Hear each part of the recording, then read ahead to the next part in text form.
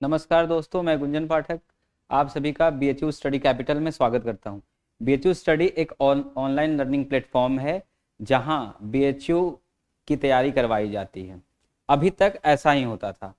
क्यों ऐसा होता था? क्योंकि हम लोग स्पेसिफाइड थे बीएचयू की तैयारी करवाने के लिए।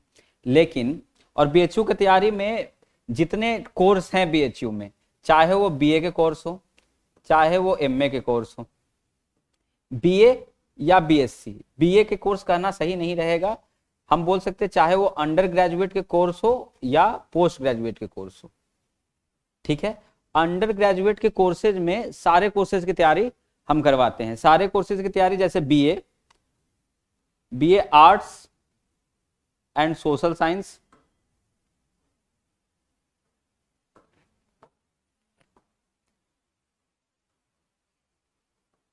आर्ट सोशल, ये आर्ट्स एंड सोशल साइंस, ये एग्जाम एक ही साथ होता था। एक ही पेपर होता है आर्ट्स एंड सोशल साइंस का। प्लस बीएससी की सारी कोर्सेज, बीएससी में कितनी कोर्सेज आ जाएंगी? BSc chemistry, BSc physics, BSc mathematics, plus BSc biology, plus BCom के कोर्सेज की प्रिपरेशन यहां करवाई जाती है। इसके अलावा बीएड, इसी तरह से पीजी में जितने एमए के कोर्सेज हैं, एमए के टोटल 12 सब्जेक्ट्स की के एंट्रेंस की यहां प्रिपरेशन करवाई जाती है। ओके, प्लस जितने एमएससी के कोर्स हैं,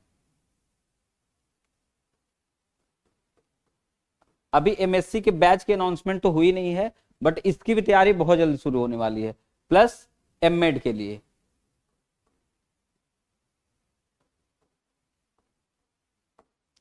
ठीक है।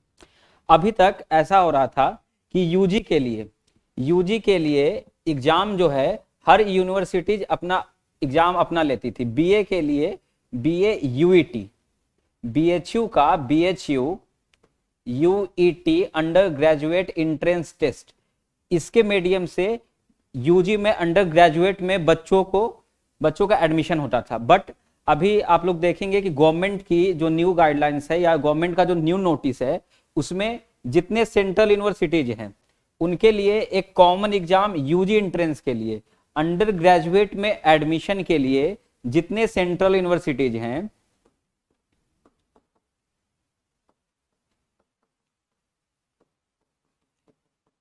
बोला गया कि आप लोग बीएचयू के लिए अलग फॉर्म भरते हैं, कोई बच्चा इलाहाबाद यूनिवर्सिटी के लिए अलग फॉर्म भरता है, कोई बच्चा दिल्ली यूनिवर्सिटी के लिए अलग फॉर्म भरता है, ऐसे तमाम यूनिवर्सिटीज है, कोई हैदराबाद यूनिवर्सिटी के लिए अलग फॉर्म भरता है। तो ये गवर्नमेंट की तरफ से ये बोला गया कि सारे यूजी के एंट्रेंस जो अलग अलग भरे जाते थे, उसके जगह पे एक एग्जाम कंडक्ट होगा, CUCET। एग्जाम का नाम दिया गया CUCET, जिसमें अंडर ग्रेजुएट लेवल के जितने कोर्स है उनका एडमिशन होगा। इसमें जो आप मार्क्स स्कोर करेंगे या आपके रैंक के अनुसार आपको अलग अलग यूनिवर्सिटीज में आपका एडमिशन होगा, प्लस अलग अलग आपको सब्जेक्ट इनरोल्ड होगा। जैसे अगर जो साइंस वाले बच्चे हैं इसे समझ पाएंगे कि जैसे आईआईटी, नीट, ये सब की एग्जाम्स होती है, तो आईआईटी में जेई मेंस, जेई एडवांस करके एक एग्जाम होता है, उसमें आपके रैंक के अनुसार आपको डिफरेंट आईआईटीज मिलती है। इसी तरह सारे सेंट्रल यूनिवर्सिटी की एक एग्जाम है और इसमें आपको आपका जो रैंक आएगा उसके अनुसार आपको डिफरेंट यूनिवर्सिटीज अलॉट होगी। बट आप तैयारी क्या मान के करेंगे? यूनिवर्सिटीज बहुत सारी सेंट्रल यूनिवर्सिटीज है, 200 प्लस ही है, तो आपकी तैयारी इसके अनुसार होनी चाहिए कि आपका जो एडमिशन हो, आपका एडमिशन टॉप सेंट्रल यूनिवर्सिटीज में होना चाहिए। टॉप सेंट्रल यूनिवर्सिटीज में आपका एडमिशन हो। टॉप सेंट्रल यूनिवर्सिटी में हमारे बीएचयू का रैंकिंग जो है वो 3 में है, टॉप 3rd में हमारा बीएचयू आता है। तो टॉप सेंट्रल यूनिवर्सिटीज में बहुत लोग का सपना होगा कि डीयू में हम पढ़े, दिल्ली यूनिवर्सिटी में पढ़े। बहुत लोग का, हम लोग का तो सपना था कि बीएचयू में हम पढ़े। ठीक है, तो जैसे Delhi university, BHU, Delhi university में लोग क्यों नहीं पढ़ पाते थे? उसका मुख्य कारण यह था कि दिल्ली यूनिवर्सिटीज में जो एडमिशन होती थी वो मेरिट बेस्ड होती थी। अब मेरिट बेस्ड होने के कारण जिसका 95% नंबर है, 95 से जिसका प्लस नंबर है, एडमिशन उनकी ही पॉसिबल हो पाती थी दिल्ली यूनिवर्सिटीज में। अब क्या है, अब ये एडमिशन इंट्रेंस के बेस पे होगी, तो जो बच्चा स्टेट बोर्ड का है, स्टेट बोर्ड में 95 लाना, 95% मार्क्स लाना बहुत मुश्किल है। इवन कि हम देखा जाता है कि 95 पे तो बच्चे टॉप कर जाते हैं, ठीक है। तो दिल्ली यूनिवर्सिटीज में अब एडमिशन उनके भी पॉसिबल है जो 12th में 60% मार्क्स लाए हैं, ठीक है। और ये सही बात भी है। मान लेते हैं बच्चा 12th में किसी कारणवश नहीं पढ़ पाया, मान लेते एग्जाम के 2-3 महीने पहले उसकी तबीयत खराब थी, अब वो फ्यूचर में और मेहनत करना चाहता है, तो आप उसे पहले ही मेहनत करने से रोक दे रहे हैं, तो अच्छी जगह पे वो जा नहीं पा रहा है, तो ये थोड़ा दिक्कत है। हमारे बीएचयू में तो ये पहले से ही था कि इंट्रेंस से एडमिशन होता था, अब ये सारे सेंट्रल यूनिवर्सिटीज के लिए कर दिया गया है। तो आपको तैयारी कैसे करनी है? आपको तैयारी करनी है कि आपका टॉप सेंट्रल यूनिवर्सिटीज में एडमिशन हो जाए, ठीक है। अब हम आगे बात करते हैं कि हम पढ़ाने वाले CUCET 2022 के लिए, 2022 के एंट्रेंस के लिए हम प्रिपरेशन करवाने वाले हैं। उसमें अभी तक अगर पैटर्न ऐसा रखा जाए कि बीएचयू का पैटर्न हो, अभी तक इन्होंने सिलेबस कोई बताया नहीं है, कोई नोटिस नहीं आया है, बट सिलेबस होगा क्या?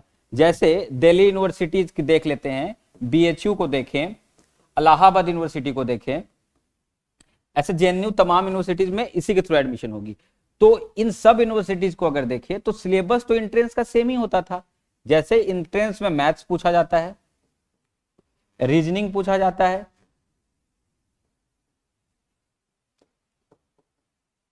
रीजनिंग के बाद आपका जीके, जनरल नॉलेज और जनरल स्टडीज ये पूछा जाएगा, एंड थर्ड इंग्लिश लैंग्वेज, तो इंग्लिश और हिंदी, ठीक है। या आप इंग्लिश का पेपर अटेम्प्ट कीजिए या हिंदी का पेपर अटेम्प्ट कीजिए। बीएचयू के सिलेबस की जहां तक बात थी, जो पिछले एग्जाम, हम तो अभी पिछले एग्जाम के रेफरेंस से ही देंगे ना, ठीक है। तो पिछला एग्जाम में बीएचयू में टोटल 150 क्वेश्चंस आते थे, 150 क्वेश्चंस, जिसमें मैथ्स के आपके 15 क्वेश्चन रहते थे, रीजनिंग के 15 क्वेश्चन, जीके और जीएस के 60 क्वेश्चन, एंड इंग्लिश लैंग्वेज के, इंग्लिश और हिंदी के 30 क्वेश्चन। ये हमारा पैटर्न था बीएचयू का, और लगभग यही पैटर्न है डीयू का एंड इलाहाबाद यूनिवर्सिटीज का। मतलब देखा जाए तो लगभग सारे सेंट्रल यूनिवर्सिटीज का। तो ज्यादा हो सकता है कि ये 15 क्वेश्चन बढ़ा के 25-25 क्वेश्चन कर दे, ऐसा पैटर्न हो सकता है। जैसे 4 मेजर सब्जेक्ट्स हैं, 4 मेजर सब्जेक्ट्स पे ही बच्चे का एडमिशन हो रहा है, तो ये हो सकता है कि चारों सब्जेक्ट्स का इक्वल वेटेज दे दिया जाए कि 100 क्वेश्चंस पूछेंगे आपसे, सपोज करते हैं, और 25 ईच में से पूछ लेंगे, 25 गुना 4, ठीक है। इसके लिए आपको मैथ्स, रीजनिंग, जीके और इंग्लिश एंड हिंदी ये पढ़ना है, ठीक है। अब मान लेते हैं कि मैथ्स, अब सर मैथ्स किस लेवल तक पढ़ना है, रीजनिंग किस लेवल तक पढ़ना है, इंग्लिश किस लेवल तक पढ़ना है। तो नोटिस में यह बताया गया था कि जो आपका यूजी के लिए, अंडर ग्रेजुएट के लिए जो एडमिशन होगा, उसमें 12th लेवल की बातें पूछी जाएंगी, ठीक है। तो अभी तक यही देखा गया है कि जनरल मैथ्स ही आते हैं, जनरल मैथ्स, जनरल मैथमेटिक्स ये पूछे जाते हैं, ठीक है। जनरल मैथमेटिक्स में जैसे आप नंबर सिस्टम देख रहे हैं, एलसीएम एचसीएफ के कुछ सवाल आ जाएंगे, फिर क्या बोलते हैं, रेशियो के कुछ सवाल आ जाएंगे, एवरेज के आ जाएंगे, चाल, समय और दूरी की सवाल आ जाएंगे, टाइम, स्पीड एंड डिस्टेंस के, प्रॉफिट लॉस के, सिंपल इंटरेस्ट के, मतलब काफी साधारण सवाल जो आप 10th तक, अप टू 10th, आप 10th क्लास तक जो पढ़े थे इसी से आएंगे। इसका मतलब कि जो बच्चे का बैकग्राउंड साइंस बैकग्राउंड नहीं है, जो बच्चे 12th में साइंस लेके नहीं पढ़े हैं, वो भी आराम से बीएचयू में आ सकते हैं, ठीक है। लोग अभी हम देखे हैं, हमारे गांव में लोग अभी भी घबराते हैं कि बीएचयू इतनी बड़ी सेंट्रल यूनिवर्सिटीज है, लोग इतने पढ़ते हैं, कितना मुश्किल से एडमिशन होगा। हाँ, एडमिशन मुश्किल है, लेकिन आप अगर 10th, आपका अगर 12th में साइंस बैकग्राउंड नहीं है, आप 10th तक तो सारे सब्जेक्ट्स पढ़ाए जाते हैं ना, तो आप 10th तक आपने पढ़ा है अच्छा से, ठीक है, अच्छे से, मतलब कि हाँ आपको नॉलेज है 10th तक की, ठीक है। हो सकता है काफी भूल गए होंगे, तो उसके लिए हम लोग हैं, हम लोग प्रिपरेशन करवा रहे हैं उसके लिए, ठीक है। तो general maths up to 10th तक आता है। यही मान लीजिए इंग्लिश का भी, यही रीजनिंग का भी। अब आप बोलिएगा रीजनिंग तो पढ़ा ही नहीं हुआ था 10th तक में। रीजनिंग कोई एक पार्टिकुलर सब्जेक्ट नहीं, ये सब्जेक्ट एग्जामिनेशन में आता है। रीजनिंग का हिंदी होता है तर्क शक्ति, मतलब आपकी एनालिसिस पावर कितनी है। ठीक है, जैसे एक बहुत छोटा सा सवाल है रीजनिंग का कि मैं आप अगर कोई आदमी सीधा गया, ठीक है, आदमी नॉर्थ गया। देखिए जैसे एक रीजनिंग का सवाल, बहुत छोटा सा सवाल अगर हम देखें तो रीजनिंग में किस तरीके का सवाल आ सकता है। जैसे मान लेते हैं ए कोई व्यक्ति है, ये व्यक्ति जो है यहां से नॉर्थ जा रहा है, नॉर्थ में ये 10 मीटर चला, ठीक है, फिर ये नॉर्थ से ये बोल रहा है कि ए व्यक्ति पहले नॉर्थ गया, नॉर्थ में ये 10 मीटर चला, फिर यहां से ये लेफ्ट ले लिया, लेफ्ट में ये 15 मीटर चला, फिर यहां से ये राइट लिया, राइट में फिर 10 मीटर चला, ठीक है, या राइट में 10 मीटर चला।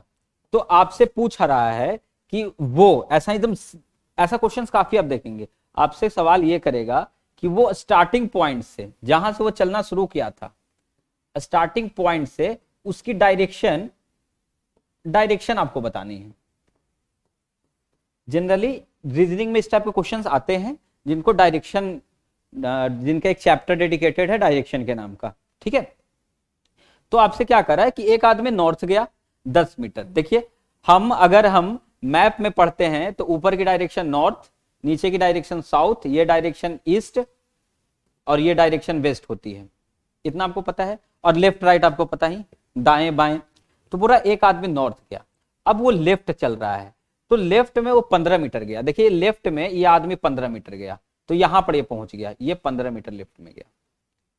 फिर ये आदमी राइट लिया, अगर कोई यहां खड़ा है, आप समझिए कि ये पेन यहां है, उसके लिए लेफ्ट ये होगा, राइट ये होगा, तो राइट में ये कितना चल रहा है, राइट में ये चल रहा है 10 मीटर। तो आपसे पूछ रहा है कि उसकी स्टार्टिंग पॉइंट से डायरेक्शन कितनी है। तो देखिए ये आदमी यहां है, आप अगर नॉर्थ साउथ ईस्ट वेस्ट बनाएं, आप इसको अगर डायरेक्शन दें तो ये नॉर्थ है आपका, ये आपका ईस्ट वेस्ट है, ये देखिए ये नॉर्थ है, ये आपका वेस्ट है। तो ये आदमी देखिए यहां तक पहुंच चुका है, तो ये आदमी नॉर्थ वेस्ट में है, डायरेक्शन आपका स्टार्टिंग पॉइंट से पूछा है। तो इसी टाइप के जनरल सवाल आते हैं। तो रीजनिंग कुछ नहीं है, आपकी नॉलेज की, आप एनालिसिस की टेस्ट है, ठीक है। इसीलिए कोई इसका कोई सब्जेक्ट ये नहीं है कि ये स्कूल में ये कोई सब्जेक्ट पढ़ाया जाए सब्जेक्ट के रूप में। और हम बिल्कुल, जब हम बीएचयू स्टडी कैपिटल इसके लिए बाध्य हैं कि जब हम आपको पढ़ाएं तो हम आपको इसी तरह डायग्राम्स के मेथड से बताएं ताकि आप जल्दी समझ पाएं, ठीक है। मतलब आपको ये बिल्कुल महसूस नहीं होगा कि आप ऑनलाइन पढ़ रहे हैं, आप प्रॉपर आपसे रिव्यू लिया जाएगा, क्लास के एंड में आपसे पूछा जाएगा, हर महीने पे टेस्ट होगा, आपका टेस्ट होगा, उसमें आपसे पूछा जाएगा कि क्या कोई दिक्कत है। हमारा मोटो है मैक्सिमम रिजल्ट,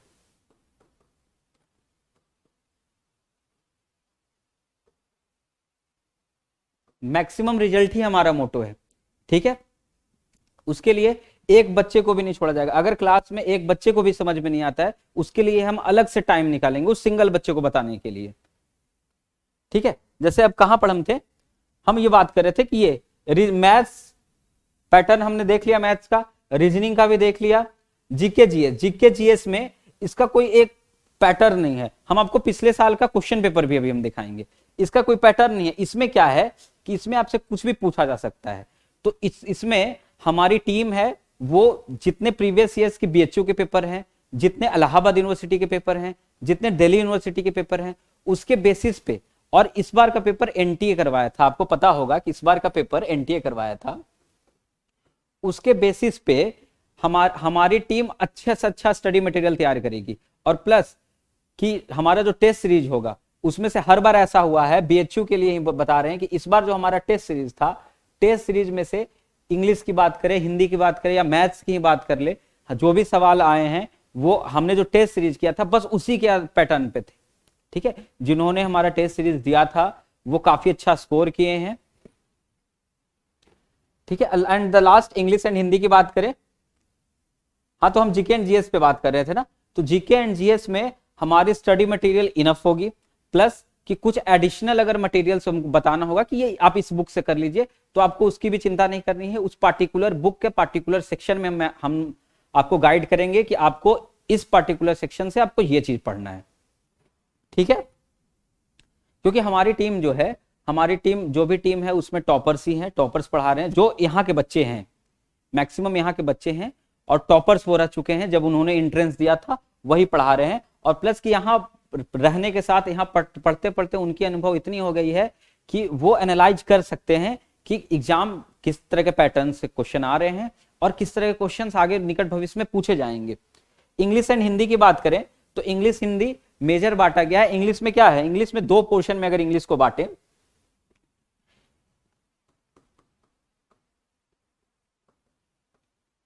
इंग्लिश को अगर हम मेजर पोर्शन में बांटे तो ग्रामर का पोर्शन आता है एंड वोकैब का पोर्शन आता है। वोकैबलरी, वोकैबलरी में आप जान ही रहे, साइनो एंटो आ जाता है। साइनो एंटो मतलब साइनोनिम्स समानार्थक शब्द एंड एंटोनिम्स विपरीतार्थक शब्द। फिर आपका इसमें क्या आएगा, इडियम्स एंड फ्रेजेज,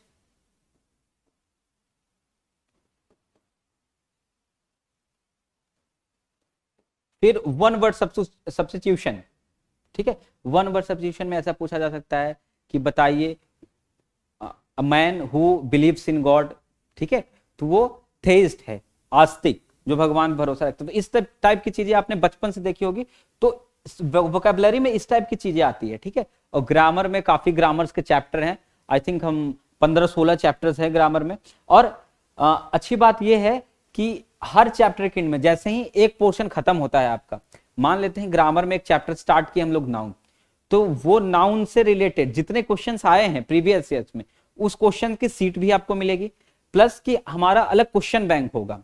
ये सिर्फ इंग्लिश की बात नहीं की जा रही, ये हिंदी के साथ भी लागू होता है, ये मैथ्स के साथ भी है और ये रीजनिंग के साथ भी है। हमारा पढ़ाने का पैटर्न क्या होगा कि सबसे पहले हम आपको रिकॉर्डेड लेक्चर्स देने वाले हैं। ये चीज सबके लिए है, फॉर ऑल सब्जेक्ट्स के लिए है ये।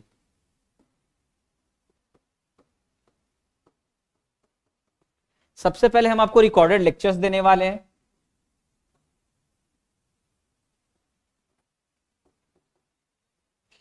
प्लस जैसे रिकॉर्डेड लेक्चर में एक लेक्चर एक टॉपिक पे समाप्त हुआ, तो उस टॉपिक के जो इंपॉर्टेंट क्वेश्चंस हैं जो प्रीवियस पेपर में पूछे गए हैं, प्लस कि जो उस दिन पढ़ाया गया है वो भी क्वेश्चंस होंगे, ताकि जैसे मैं आपको मैथ्स पढ़ाने वाला हूं, ठीक है, तो मैंने क्लास में कुछ क्वेश्चंस करवा दिए, आपने उसे देखा, अच्छे से समझा, लेकिन वो क्वेश्चन खो गया, आपने दोबारा वो बनाया ही नहीं, तो वो जो क्वेश्चंस क्लास में करवाए जाएंगे उस सीट में सेम क्वेश्चन प्रेजेंट रहेंगे, ताकि आप उससे प्रैक्टिस करें। और अगर वो क्वेश्चन आपसे ना बने तो फिर आप अपना रिकॉर्डेड क्लास देखें, रिकॉर्डेड लेक्चर, और फिर बनाने की कोशिश करें। तो जैसे ही रिकॉर्डेड लेक्चर समाप्त होंगे वैसे ही आपको क्वेश्चंस दिए जाएंगे, जिसको हमने नाम दिया है डीपीपी। डीपीपी मतलब डेली प्रॉब्लम प्रैक्टिस।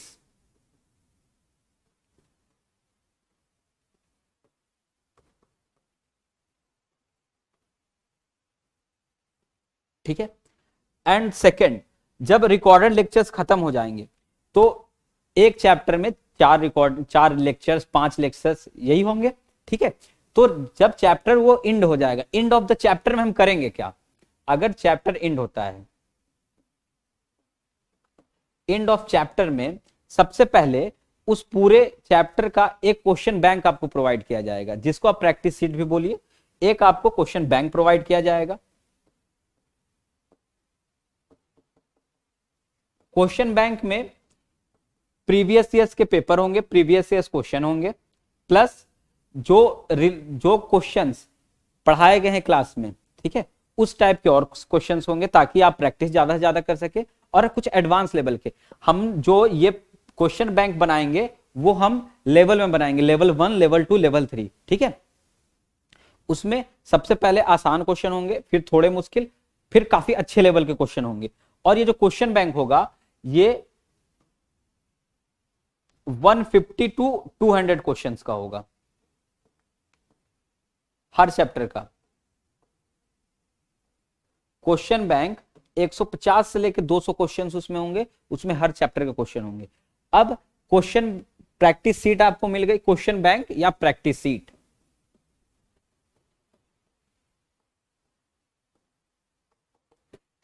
आपको प्रैक्टिस शीट मिल गई। इसके बाद एक लाइव सेशन होगा, जिसमें आपको ये जो प्रैक्टिस शीट मिली है इसकी डिस्कशन कराई जाएगी। इसमें जैसे जो भी क्वेश्चंस है, अगर 150 से 200 क्वेश्चंस है तो ऐसा मान के चला जा रहा है कि वो 50 से 60 क्वेश्चन जो होंगे वो नहीं आएंगे, यूनिक टाइप के होंगे। तो जो यूनिक टाइप के क्वेश्चंस होंगे उसका लाइव डिस्कशन करवाया जाएगा। लाइव डिस्कशन क्वेश्चन को होगा, लाइव डिस्कशन बोल लीजिए या डाउट सेशन बोल लीजिए।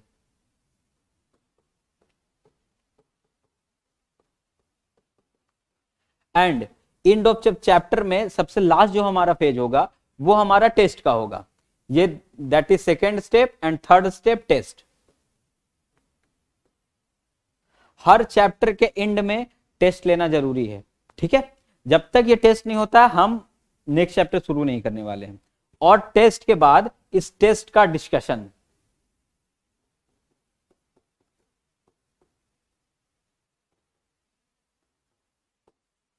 ठीक है। ये हमारा एक चैप्टर खत्म हुआ, मतलब हम एक चैप्टर की रूपरेखा ऐसी होगी। अब जब 3-4 चैप्टर इकट्ठे खत्म हो जाएंगे तो 3-4 चैप्टर का इकट्ठे टेस्ट होगा।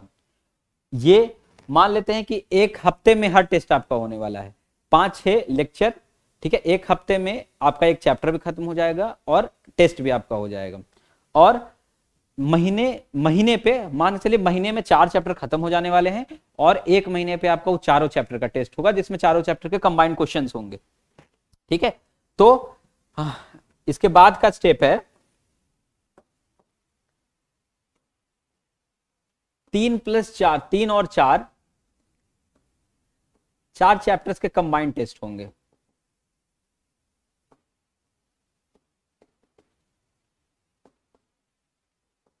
एंड प्लस डिस्कशन बार बार बोलने की आवश्यकता ही नहीं है। जब टेस्ट होगी, क्वेश्चंस आपके डाउट होंगे, तो डाउट को सॉल्व करना हमारा काम है, आपके डाउट को दूर करना हमारा काम है, हम इसी के लिए हैं, ठीक है।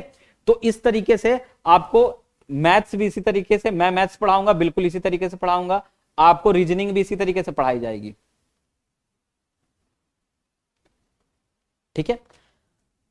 जीके पे मैंने आपको बता दिया कि मटेरियल काफी क्वालिटी मटेरियल हम प्रोवाइड करते हैं, और जो भी रेफरेंस बुक होगी, जैसे इस बार का बजट आया है, ठीक है, तो बजट पे जैसे ही कोई नया आता है इंफॉर्मेशन वो आपको बताया जाएगा। जैसे इस बार बजट आया है, बजट में जो जो प्रोविजंस है वो आपको बताया जाएगा। अब जो बजट में प्रोविजंस है वो कोई पर्टिकुलर बुक में नहीं मिलेगा। आप अगर लूसेंट उठा लीजिएगा तो लूसेंट सबसे नई वाली पब्लिकेशन में नए वाले बजट का होगा। अभी जो बजट आया है उसका लूसेंट में कैसे हो सकता है ना।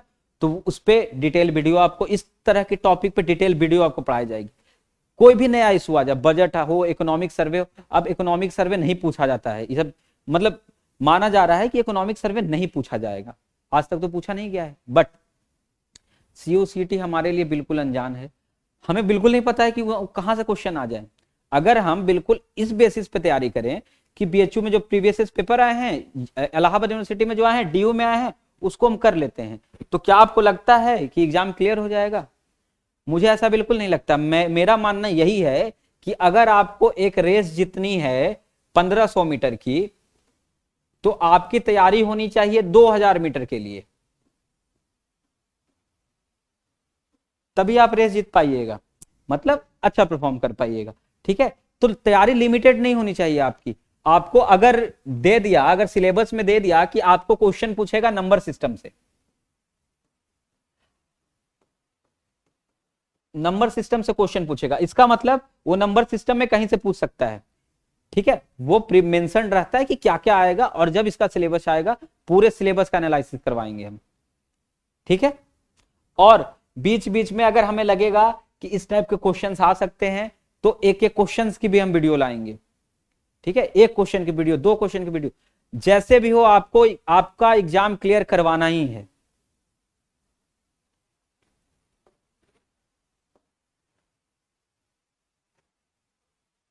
चलिए अब हम हर के मैं मैथ्स पढ़ाऊंगा, तो मैं मैथ्स का डिटेल सिलेबस एक्सप्लेन कर देता हूं, जिस टाइप के क्वेश्चंस आते हैं, ठीक है। तो मैथ्स में हम मैथ्स को जनरली 2 भाग में बांट रहे हैं। यहां मैथमेटिक्स हम देख रहे हैं, इसको अगर हम दो भाग में मैथ्स को बांटे तो सबसे पहले हमें इसमें पढ़ना है arithmetic,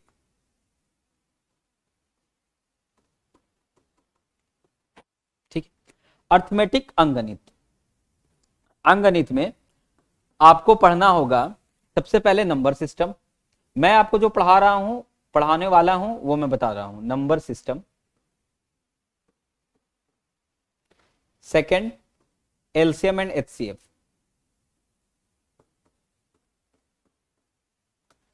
the third topic is ratio and proportion. आप देखिएगा कि नंबर सिस्टम पे क्वेश्चंस आते हैं कई बार। आप अगर जो लोग पिछली बार एग्जाम दे चुके हैं या जो लोग पेपर देखेंगे वो ये देखेंगे कि नंबर सिस्टम पे यूनिट डिजिट पे, इकाई का अंक पे, डिविजिबिलिटी पे,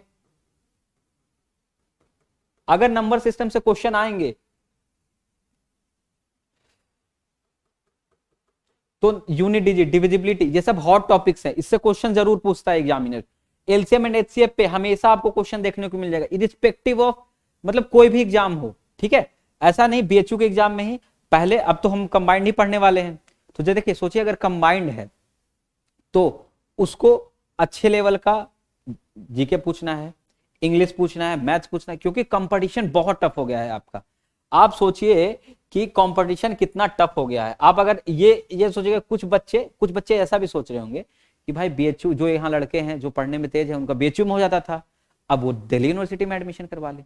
बट एक समस्या इसमें है कि दिल्ली यूनिवर्सिटी में बहुत बच्चे नहीं एडमिशन करवा सकते। उसका कारण यही है कि दिल्ली में रहने का खर्च ज्यादा है, ठीक है। जो बच्चे पूरे भारत में कहीं भी रहें, उनका सपना है कि दिल्ली यूनिवर्सिटी में हम पढ़ें, ठीक है, जेएनयू में हम पढ़ें, बीएचयू में हम पढ़ें, लेकिन वो ये भी देखते हैं कि पूरी सुविधा हमको कहाँ मिल रही है, हमारा पैसा भी कम कहाँ लग रहा है।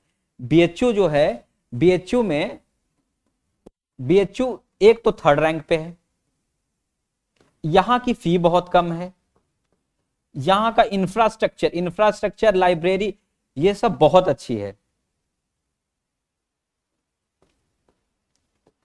ठीक है। प्लस बीएचयू में हॉस्पिटल है, मतलब बीएचयू बहुत सारी सुविधाएं प्रोवाइड करता है, ठीक है। ऐसे ही अलग यूनिवर्सिटीज हैं, तो बच्चा क्या चाहेगा, जो बच्चा, मान लेते हैं कि कोई बच्चा कहीं का है, साउथ स्टेट का है, या फिर मान लेते हैं कि वेस्टर्न स्टेट का, राजस्थान का बच्चा, ऐसे बहुत राजस्थान के बच्चे यहाँ पढ़ रहे हैं, लेकिन वो जो अपने तरफ की यूनिवर्सिटी में एडमिशन करवा लेते थे, वो अब क्या चाहेंगे कि बीएचयू जैसे यूनिवर्सिटी में हमारी एडमिशन हो जाए। क्यों चाहेंगे? उसका कारण यही है कि एक टॉप की यूनिवर्सिटीज है, फी कम है, प्लस कि बनारस जैसे शहर में रहने का खर्चा भी कम है, ठीक है, और क्वालिटी एजुकेशन है। बीएचयू में प्रोफेसर काफी अच्छे हैं, यहाँ के प्रोफेसर, हमारे डिपार्टमेंट के प्रोफेसर फॉरेन में गेस्ट लेक्चर के रूप में कई बार जा चुके हैं, तो प्रोफेसर बहुत अच्छे हैं यहाँ के। तो इसीलिए हर बच्चा का सपना होता है कि हम बीएचयू में पढ़ें। अब जब हर बच्चा का सपना है, और पहले क्या था कि अब बच्चा 5 जगह तो फॉर्म नहीं भर सकता ना, इलाहाबाद यूनिवर्सिटी, बीएचयू, डीयू, ना जाने कितनी यूनिवर्सिटीज है, तो बच्चा हर जगह का फॉर्म नहीं भर सकता है, पैसे भी तो लगते हैं फॉर्म भरने में। तो अब एक ही फॉर्म आया, CUCET, तो सारे बच्चे एक ही फॉर्म भरेंगे, तो कंपटीशन बढ़ेगा। अब जब कंपटीशन बढ़ेगा तो क्वेश्चन का लेवल उनको अच्छा सेट करना होगा, टफ सेट करना होगा। तो मैं इसीलिए बता रहा था कि जब 1500 मीटर की रेस हो तो तैयारी 2000 मीटर की करनी होती है। अब तो अगर हम सोच रहे हैं तो ये रेस ही 2000 मीटर की है, हमें तैयारी काफी अच्छी करनी होगी। जो लेवल पहले का लेवल था, जो पहले के एंट्रेंस एग्जामिनेशन का लेवल था, उससे ऊपर, थोड़ा ऊपर लेवल तक, थोड़ा क्या, हमें काफी ऊपर लेवल तक तैयारी करनी होगी, ठीक है, कि हमारा एक क्वेश्चन नहीं छूटे।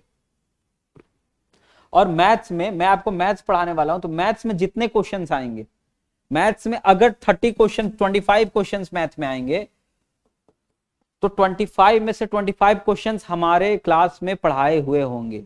डेटा तो सेम होगा नहीं, ये तो आपको ही पता है, मतलब उस क्वेश्चन का पैटर्न, उस टाइप का क्वेश्चन क्लास में हुआ होगा, वो क्लास में हुआ होगा, नहीं तो वो प्रैक्टिस सेट में होगा, डिस्कशन में होगा, मतलब हम जो पढ़ाएंगे उससे बाहर कुछ नहीं आएगा, ठीक है। चलिए, तो हम सिलेबस पे थे।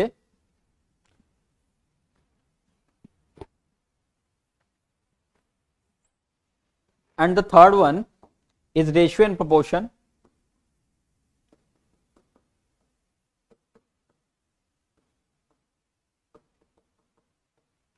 रेशियो एंड प्रोपोर्शन, अनुपात और समानुपाती, अनुपात पे भर के क्वेश्चन आते हैं। एंड क्वेश्चन छोड़िए, रेशियो एंड प्रोपोर्शन सबसे इंपॉर्टेंट टॉपिक। अगर मैं पूरे मैथ्स में सबसे इंपॉर्टेंट टॉपिक मुझे कोई बोले कि क्या है, तो मैं जनरल मैथ के लिए रेशियो को बोलूंगा, वो सबसे इंपॉर्टेंट टॉपिक है, क्योंकि इसका एप्लीकेशन सब में लग जाता है। रेशियो के एप्लीकेशन पे एचसीएफ एलसीएम में भी सवाल आते हैं, नंबर सिस्टम में भी सवाल आते हैं, प्रॉफिट लॉस परसेंटेज, इसका एप्लीकेशन हर जगह है। ठीक है, तो रेशियो ये सबसे इंपॉर्टेंट चैप्टर है। ठीक है, the fourth one, ratio and proportion में एक सब चैप्टर है, सब टॉपिक है, जिसको हम बोलते हैं पार्टनरशिप, साझेदारी। अब मैं इंग्लिश में लिख रहा हूं, हिंदी में तो लिख नहीं रहा हूं, तो आप बोलिएगा सर क्या पढ़ाई भी इंग्लिश में ही होगी? नहीं, पढ़ाई बाइलिंगुअल होगी। जो क्वेश्चंस बोर्ड पे रहेंगे वो क्वेश्चंस इंग्लिश में भी टाइप्ड रहेंगे, हिंदी में भी टाइप्ड रहेंगे। आपको जो प्रैक्टिस शीट में क्वेश्चंस मिलेंगे वो भी इंग्लिश में रहेंगे, वो भी हिंदी में रहेंगे। ठीक है, तो उसकी बिल्कुल आप चिंता मत कीजिए, आपको आपकी पढ़ाई बाइलिंगुअल होगी। चौथे चैप्टर की अगर मैं बात करूं तो चौथा चैप्टर है एवरेज। अभी मैं आपको इसके पहले का बीएचयू का क्वेश्चन पेपर दिखाऊंगा कि उसमें कैसे इन सब टॉपिक से कितना क्वेश्चन मिल रहा है। ठीक है, द फिफ्थ, एवरेज के अंदर हम पढ़ेंगे एक चैप्टर एलिगेशन।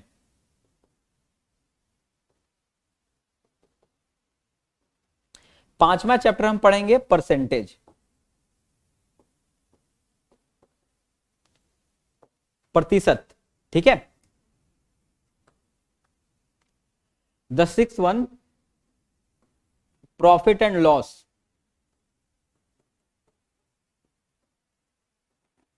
ठीक है, और इसी के अंदर एक चैप्टर आता है डिस्काउंट, बट्टा। ठीक है, प्रॉफिट एंड लॉस में कैसा क्वेश्चन आता है कि सीपीएसपी दिया रहेगा, क्रय मूल्य, विक्रय मूल्य, इस टाइप के क्वेश्चन आप देखे होंगे, खरीदे इतना में, बेचे इतना में, इतना परसेंट का नुकसान हुआ। ठीक है, मतलब लोग देखते हैं कि अगर एक साधारण सा भी क्वेश्चन दिया है, ठीक है, तो उसमें क्या क्या करने लगते हैं हम। प्रॉफिट लॉस परसेंटेज जितने क्वेश्चंस हैं, आप देखिएगा कि क्वेश्चन तो आपका इतना बड़ा होगा, क्वेश्चन काफी बड़े बड़े रहेंगे, लेकिन उसका सॉल्यूशन इतने में हो जाएगा, 2 से 3 लाइन में आंसर आपके पास रहेगा। ठीक है,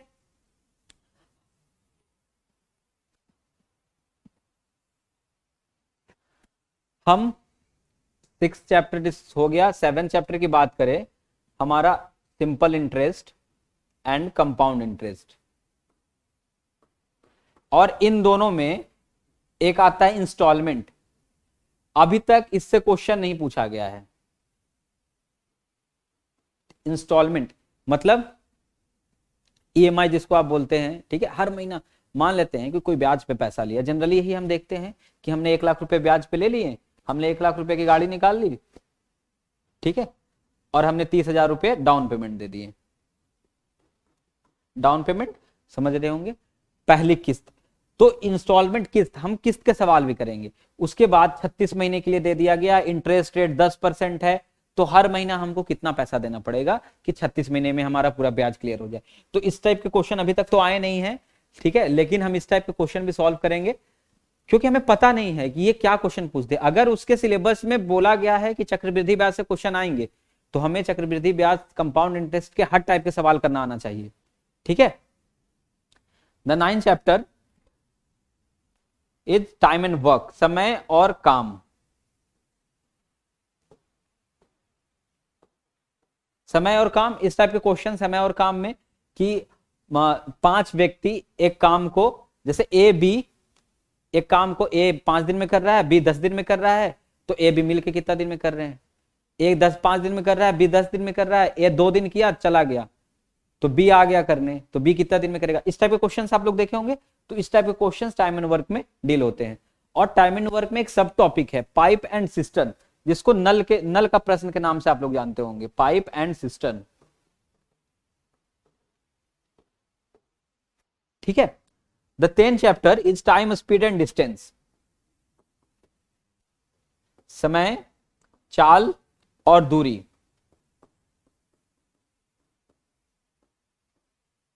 ठीक है, time and speed and distance में दो सब टॉपिक हम देखने वाले हैं, बोट एंड स्ट्रीम, नाव और धारा, और एक टॉपिक हम देखेंगे प्लेटफॉर्म का questions, train and platforms.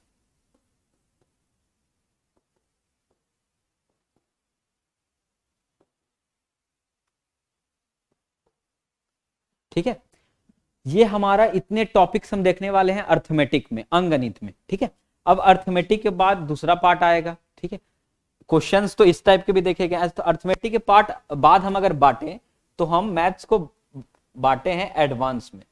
Advance maths में आपको क्या पढ़ना है? एडवांस मैथ में आपको सबसे पहले तो ज्योमेट्री पढ़ना है। ज्योमेट्री में, जैसे ज्योमेट्री में आप लोग सिंपल क्या पढ़ेंगे, सर्किल है, एक सर्किल है इसकी कुछ प्रॉपर्टी होती है, एक ट्रायंगल है इसकी कुछ प्रॉपर्टी होती है। ठीक है, तो हम सर्किल, ट्रायंगल, जो भी पॉलीगॉन होते हैं, हेक्सागोन, ये सब, ट्रायंगल कितने प्रकार के होते हैं? ठीक है, 3 प्रकार के हैं ट्रायंगल। तो हम इसकी सारी प्रॉपर्टीज देखेंगे जो जनरली आती है। ठीक है, सेकंड हम मेंसुरेशन देखेंगे।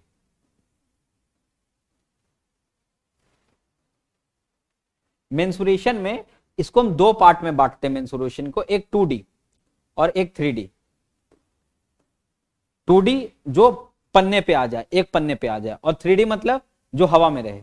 ठीक है, जिसका 3 डायमेंशन हो, जो एक पन्ने पे रखने के बाद भी हमको दिख रहा है वो ऊपर से। ठीक है, मान लेते हैं कि ये अगर हम रेक्टेंगल बनाए तो रेक्टेंगल की लंबाई और चौड़ाई सिर्फ होती है, तो एक पन्ने पे आ सकता है। ये 2D है, तो 2D में हम क्या क्या पढ़ सकते हैं? हम रेक्टेंगल पढ़ेंगे, रेक्टेंगल, स्क्वायर, सर्किल, ये सब 2D में पढ़ते हैं। ट्रायंगल 3D में हम पढ़ते हैं क्यूब के बारे में, क्यूब घन के बारे में, क्यूबॉइड घनाभ के बारे में, कोन पढ़ते हैं हम, शंकु, फिर सिलेंडर। ठीक है, फिर फ्रस्टम। फ्रस्टम को आप लोग बाल्टी के नाम से जानते होंगे, ये इस टाइप का शेप फ्रस्टम का होता है। ठीक है, ये फ्रस्टम का शेप होता है। एक कोन को, एक जो शंकु होता है, आप लोग पढ़े होंगे, ये शंकु होता है, इसको अगर हम बीच से काट देते हैं तो ये जो नीचे वाला पार्ट बचता है, यही पार्ट ये फ्रस्टम है, बाल्टी के शेप का। ठीक है, हमें जरूरत पड़ेगी तो इसमें आपको 3D मॉडल्स के माध्यम से भी आपको दिखाया जाएगा कि क्यूब है। ठीक है, मेंसुरेशन हो गया। एंड द थर्ड टॉपिक, देखिए अभी तक इससे क्वेश्चंस आए हैं, ज्योमेट्री में से भी क्वेश्चंस आए हैं, मेंसुरेशन से भी क्वेश्चन आए हैं। इस टाइप के आप क्वेश्चंस देखे होंगे कि एक गोला है। ठीक है, एक गोला है, इसका रेडियस जो कि त्रिज्या दिया हुआ है, और इसको पिघला दिया गया और पिघला के छोटे छोटे गोले बना दिए गए।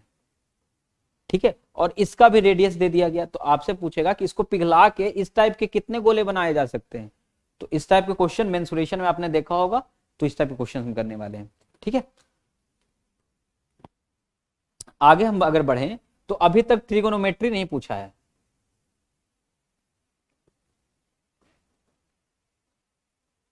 बट ट्रिगोनोमेट्री 10th तक तो आपने पढ़ा था ना। ठीक है, ट्रिगोनोमेट्री, त्रिकोणमिति आपने 10th तक पढ़ा था। तो हम सिर्फ बेसिक्स इसका देखेंगे, बहुत एडवांस लेवल तो नहीं, लेकिन हम बेसिक्स देखेंगे ट्रिगोनोमेट्री का। और ट्रिगोनोमेट्री से ज्योमेट्री के क्वेश्चंस काफी अच्छे तरीके से सॉल्व होते हैं। तो हम इसका बेसिक्स देखेंगे, कुछ फॉर्मूलाज की, मतलब एक क्वेश्चन नहीं आपका छूटना चाहिए। ठीक है, एंड कोऑर्डिनेट ज्योमेट्री,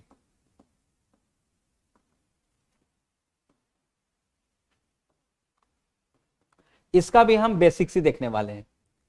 क्वेश्चंस नहीं पूछे गए हैं, 10 तक में दोनों पढ़ना था, तो हम इसका बेसिक्स देखेंगे।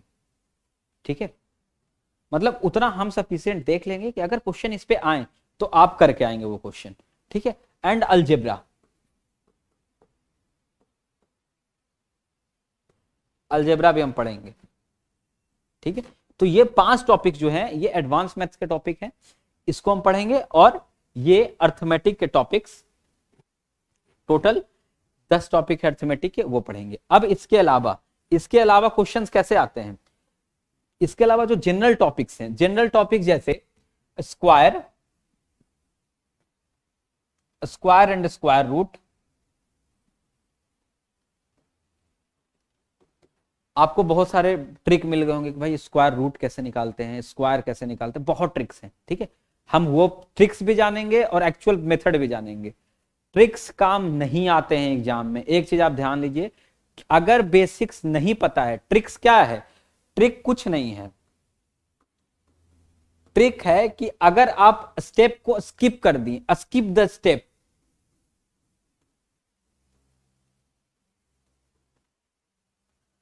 आप स्टेप को तेजी से स्किप करके आंसर के थोड़ा पहले पहुंच गए, वही ट्रिक है।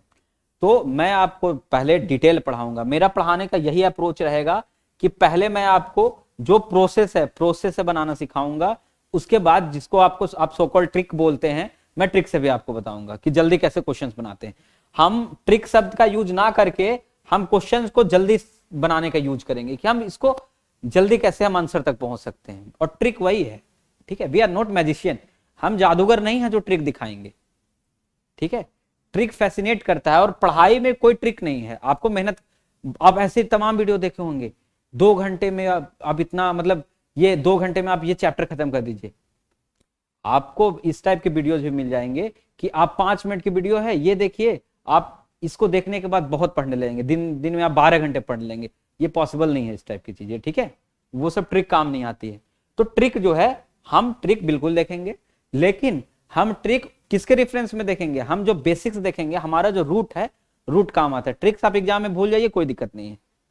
जो प्रोसेस है वो प्रोसेस से आप कंप्लीट कीजिए, वो आ जाएगा। मतलब हमारा ट्रिक नहीं, हमारा ट्रिक इमेजिनेशन होगा। ठीक है, आप कितना जल्दी इमेजिन करके आंसर्स तक पहुंच जाते हैं, वही हमारा ट्रिक है। ठीक है, तो स्क्वायर एंड स्क्वायर रूट कैसे हम जल्दी निकालें वो देखेंगे। इसके साथ यही क्यूब एंड क्यूब रूट। देखिए, स्क्वायर की अगर हम बात करें तो आपको 1 से लेकर 30 तक स्क्वायर याद होना चाहिए। 1 से लेकर के 10 तक आपको स्क्वायर रूट याद होना चाहिए। ये कंपलसरी है, कोई ट्रिक नहीं, कोई ट्रिक नहीं, कोई एग्जाम में आएगा ये सब कुछ नहीं। ये आपको याद होना चाहिए। जैसे आपको अपना नाम याद है, वैसे ही 1 से 30 तक का स्क्वायर याद होना चाहिए, एकदम बाय हार्ट। कोई सपने में पूछे, सपने में बता, मतलब कोई नींद में पूछे, नींद में भी बता देना है। ठीक है, 1 से 20 तक आपको क्यूब याद होना चाहिए। ठीक है, और 1 से 10 तक आपको क्यूब रूट याद होना चाहिए। ऐसे जनरली इसकी जरूरत नहीं पड़ती है, इसकी जरूरत जनरली नहीं पड़ती। ये तीनों जो है, ये तीनों दम कंपलसरी है। मैं बोलता हूं कि आज ऐसे इसका भी सीट प्रोवाइड कर दिया जाएगा आपको। आपका मेहनत कम करने के लिए हम लोग हैं, ये भी आपको प्रोवाइड कर दिया जाएगा 1 से 30 तक का स्क्वायर लिख के, स्क्वायर रूट लिख करके। लेकिन मेरा मानना यह है कि जैसे ही ये वीडियो आप तक पहुंचे, आप अपने कॉपी में, अपनी हैंडराइटिंग में उसे आप लिखें 1 से 30 तक, और लिख के, मैं देखिए ऐसा नहीं है, तो रटने का नहीं है कि भाई 1 से 30 तक हम रट रहे हैं, ऐसा कुछ नहीं। लिखें, आप जहां पढ़ते हैं सामने चिपका दें। ठीक है, अपने आप जब आप पढ़ के उठे 1 से 30 तक स्क्वायर पढ़ लिए, स्क्वायर रूट पढ़ लिए, 2 मिनट आपका टाइम खर्च होगा, और वो 2 मिनट आप 10 दिन तक फॉलो कीजिए। ये चीज आप कभी नहीं भूलिएगा। ठीक है, फिर हम सिंप्लीफिकेशन पढ़ेंगे। Square root, square, cube root, cube and simplification. Simplification, जैसे सिंप्लीफिकेशन में वॉडमार्श रूल आता है। ठीक है,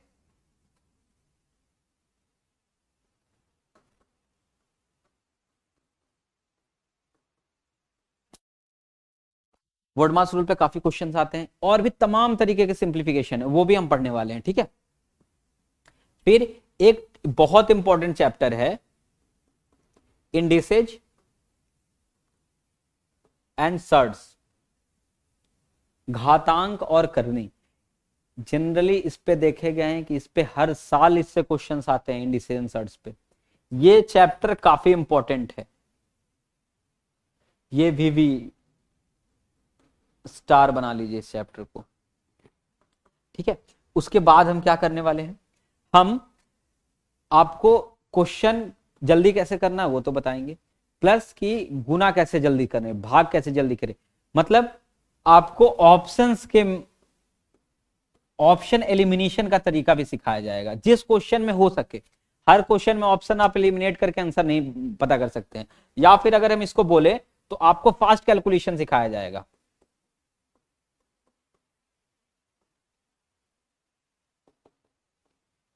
जैसे आपसे कोई सिर्फ ये पूछ दे कि कोई संख्या है, 1000 है, 1000, या ऐसे पूछे कि 240 का 12.8% आप निकाले, 12.5%। ठीक है, तो आप 240 गुना 12.5 बटा 100 इतना करने से बढ़िया आपको इस टाइप से सिखाया जाएगा कि जो 12.5% की वैल्यू होती है ना, ये आपको रटा दिया जाएगा क्वेश्चंस के माध्यम से। इसकी वैल्यू 1/8 होती है, तो 1/8 में अगर 240 से आप गुना कर दें तो देखिए 30 बार में कटा, देखिए 30 आंसर आया इसका।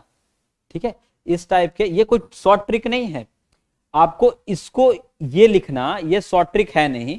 ठीक है, ये आपको रटा दिया जाएगा क्वेश्चंस के माध्यम से। बिल्कुल हम ये नहीं कहेंगे कि आपके देखिए ये लिस्ट मिल गया आपको, आप रट लीजिए, ऐसा कुछ नहीं है। क्वेश्चंस के माध्यम से आपको ये अपने आप याद हो जाने वाला है।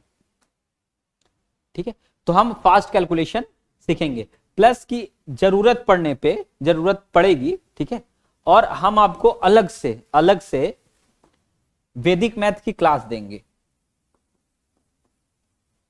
वैदिक मैथ की क्लास कुछ और नहीं है, वो फास्ट कैलकुलेशन की ही क्लास है कि हम तेज कैसे कैलकुलेट करें। ठीक है, तो इसको लिखिए या इसको लिखिए, ये दोनों सेम ही चीज है। फास्ट कैलकुलेशन हम लिखें या वैदिक मैथ की क्लास अलग से लिखें, कोई अलग से वैदिक मैथ की क्लास नहीं लगते हैं लोग, इसके नाम पे हो जाते हैं यार वैदिक मैथ है वैदिक। भैया आपको फास्ट कैलकुलेशन करना सिखाया जा रहा है और वो सिखाया जाएगा आपको। ठीक है, तो हाँ, अब इस सब चीजों के लिए आपको सबसे पहले हमारे साथ जुड़ना होगा। ठीक है, हम आपके लिए हर मेहनत करने के लिए तैयार हैं कि आपका इस बार एंट्रेंस क्लियर हो जाए, आप काफी अच्छी यूनिवर्सिटीज में पढ़ें, आपका सर्वांगीण विकास हो। ऐसा नहीं है कि आप पढ़ाई कहीं नहीं कर सकते हैं, आप पढ़ाई कहीं कर सकते हैं। यूनिवर्सिटीज का मतलब है कि डिफरेंट जगह से लोग आए, आप लोगों का कल्चर समझें, यहाँ डिस्कशन हो, अच्छे प्रोफेसर्स पढ़ा रहे हैं तो अच्छे प्रोफेसर से आप सवाल करेंगे तो आपको जो आंसर्स मिलेंगे क्वालिटी आंसर्स मिलेंगे। यहाँ की लाइब्रेरी इतनी बड़ी है, आप 1930s की भी बुक आपको यहां मिल जाएगी। मतलब यहाँ की लाइब्रेरी में आज से 70-80 साल पुरानी भी बुक आपको मिल जाएगी। ठीक है,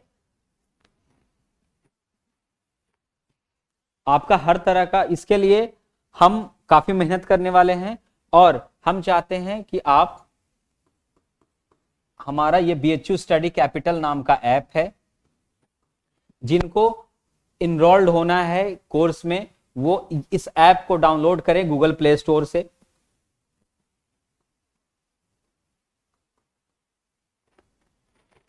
अगर आपको इसमें कोई दिक्कत आ रही हो तो नीचे फ्लैश कर रहा है हमारा नंबर, आप उस पर कॉल कर सकते हैं। BHU study capital.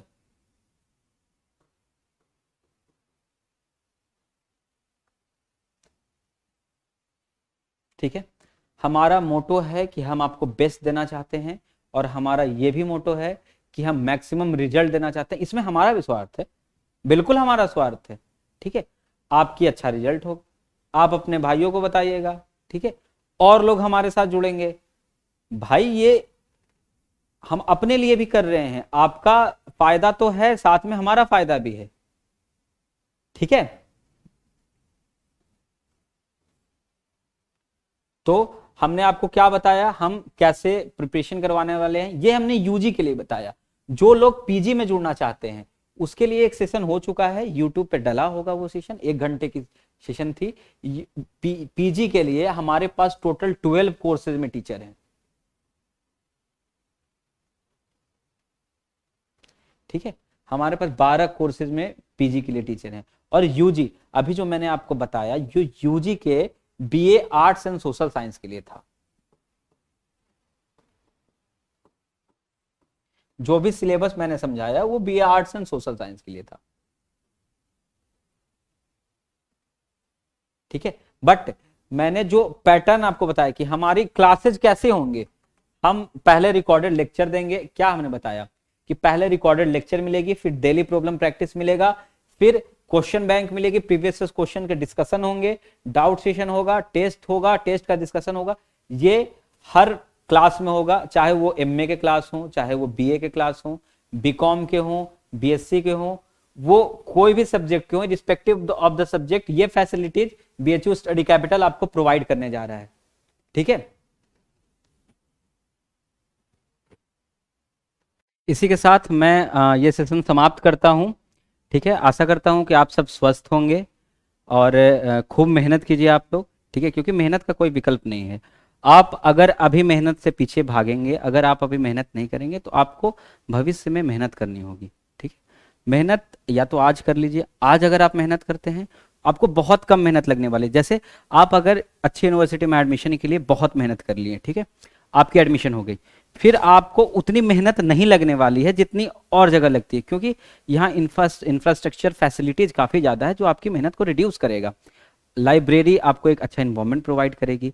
सारे बच्चे 50-100 बच्चे एक साथ बैठ के पढ़ते हैं तो आपका पढ़ने का मन करेगा। आप हर जगह ऐसे नहीं पढ़ सकते हैं। हमारे चैनल पे काफ़ी ब्लॉग पड़े होंगे जिसमें लाइब्रेरी की भी टूर दिखा जाएगी। आप देख सकते हैं कि ये कैंपस कैसा है। ठीक है, ये कैंपस या कहीं का भी आप हर जगह का कैंपस देख सकते हैं, फैसिलिटीज देख सकते हैं। तो आपको मेहनत करना पड़ेगा। अभी मान लेते हैं आप मेहनत नहीं करते हैं, आप अच्छे से पढ़ाई नहीं करते हैं, बाद में आपकी कहीं जॉब नहीं लग पाती है, तो फिर आप क्या कीजिएगा? बाद में फिर कोई दूसरा कुछ ना कुछ तो हर इंसान कुछ ना कुछ करता है। अगर वो अच्छी जॉब नहीं ले पाया तो उसको फिर बाद में संघर्ष करना पड़ेगा। अभी संघर्ष कर लेंगे तो बाद में संघर्ष नहीं करना पड़ेगा। और अभी हम मेहनत कर सकते हैं। अभी हमारी उम्र 18 साल, किसी की उम्र 17-18 साल होगी तो वो अभी मेहनत कर सकता है, वो घंटों बैठ के पढ़ सकता है। लेकिन आप सोचिए कि अगर आप अभी मेहनत नहीं करेंगे, आपकी एज 40-50 में आपको, आपके उस समय जब संघर्ष के दिन चालू होंगे, तब बहुत परेशानी होगी। ठीक है, तो अभी मेहनत करना पड़ेगा आपको, और बिना मेहनत के कोई विकल्प नहीं है। ये कुछ नहीं है कि ये सर ये शॉर्टकट बता दीजिए। कोई लोग बस ऐसे पूछते हैं, जैसे कोई भी एग्जाम के लिए, किसी भी एग्जाम को हम ले लेते हैं, लोग अगर आईएएस तक की तैयारी करते हैं, लोग पूछते हैं कि सर कोई ट्रिक है, ये कैसे आपने किया, कोई खास ट्रिक, कोई स्ट्रेटेजी आपने फॉलो की? वो सब होता है, ठीक है, ट्रिक होता है, स्ट्रेटेजी सब होता है, लेकिन अल्टीमेटली मेहनत आपको ही करनी है। ठीक है, मेहनत का कोई दूसरा विकल्प नहीं, कोई ऑप्शन नहीं है कि हाँ भाई मेहनत से आप बच सकते हैं, कोई ऑप्शन नहीं है मेहनत का। ठीक है, तो हार्ड वर्क, अब एक ट्रेंड चला है कि हार्ड वर्क को शिफ्ट कर देते हैं स्मार्ट वर्क से। ठीक है, तो कितना स्मार्ट वर्क से आप शिफ्ट कीजिएगा? आप 10 घंटे पढ़ने की जगह पे आप 1 घंटे में क्या कर लीजिएगा? तो आपको हार्ड वर्क भी करना है, smartness, hard work with smartness. Smart work नाम का कोई ऐसा कोई चीज नहीं कि स्मार्ट वर्क कर रहे हैं। क्या स्मार्ट वर्क कर लीजिएगा? हार्ड वर्क विथ स्मार्टनेस, यही रिजल्ट देगा आपको। ठीक है, स्मार्टनेस मतलब आप सिलेक्टेड टॉपिक्स पढ़िए। जैसे इंटरनेट पे हजारों वीडियोस, आप नंबर सिस्टम लिखिएगा, 1000 वीडियोस खुल जाएंगे नंबर सिस्टम के। क्या आपको सब पढ़ना है? नहीं, आपको इस एग्जाम के लिए जो रिलेवेंट होगा वो आपको हम लोग बताएंगे, आपको बस उतना पढ़ना है, उससे ज्यादा नहीं आने वाला है। जब हम आप लोग को पढ़ाएंगे तो क्वेश्चन, आप प्रीवियस क्वेश्चन आपके पास भी होंगे। ठीक है, आप एनालाइज कर सकते हैं कि किस टाइप के क्वेश्चंस आ रहे हैं। ठीक है, तो आपको कड़ी मेहनत करनी है विथ स्मार्ट, विथ एनालिसिस। ठीक है, विथ, और मैथ्स में, मैथ्स पूरा अर्थमेटिक सिर्फ इमेजिनेशन का खेल है। सिर्फ हम तीर खींचेंगे, हम कुछ भी नहीं करने वाले हैं, सिर्फ हम तीर खींचेंगे और वो बन जाएगा। बहुत बहुत सरल, बहुत सरल काम हम करने वाले हैं। ठीक है, तो चलिए आराम से रहिए, आप लोग स्वस्थ रहिए, मेहनत में कोई कमी मत कीजिए। ठीक है, और देखिए एक आप लोग भी जानते होंगे, मैं भी जानता हूं, मैं फिर से बता देना चाहता हूं। ठीक है, जैसे आपको मेहनत स्टार्टिंग में दिक्कत होगी, आपने अगर कुछ महीने से आप लोगों ने नहीं पढ़ा है तो आपको स्टार्टिंग में दिक्कत होगी, और होती भी है, सबको होनी भी चाहिए। ठीक है, लेकिन जब आप इसको आदत बना लेते हैं, जैसे कि शुरू में दिक्कत हो रही है, हम बोलते क्या है कि अगर हम 21 दिन तक कोई रूटीन को फॉलो करें, या किसी भी आदत को बनने में 21 दिन लगते हैं, ऐसा जनरली बोला जाता है कि किसी भी आदत को बनने में 21 दिन लगते हैं, तो वो हमारा हैबिट बन जाता है। ठीक है, वो हमारा हैबिट बन गया।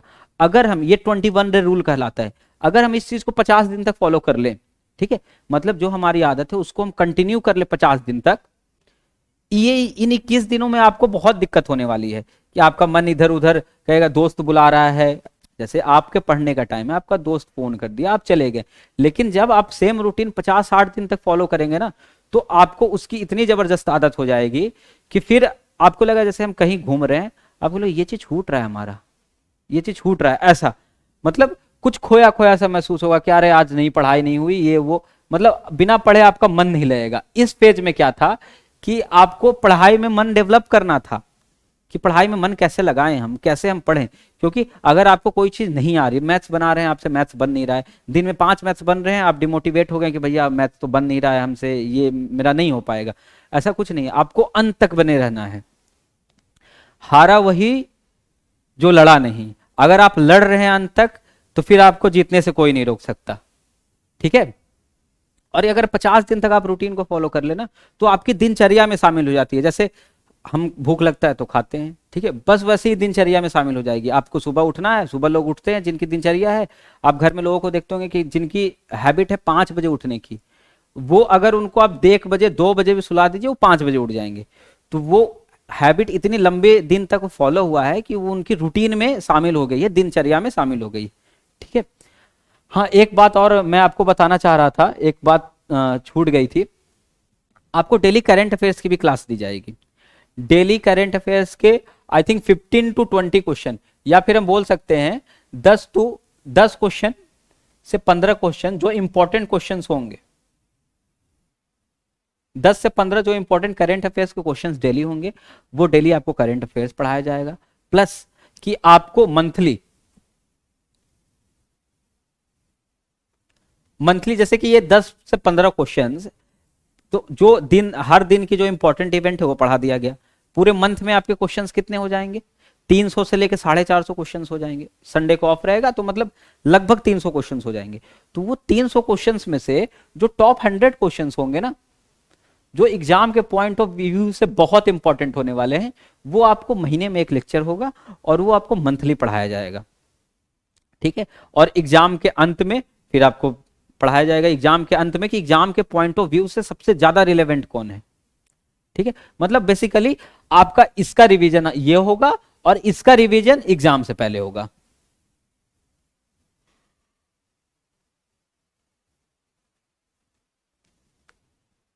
ठीक है। चलिए मेहनत कीजिए, मिलता हूं मैं क्लास में। थैंक्स, धन्यवाद।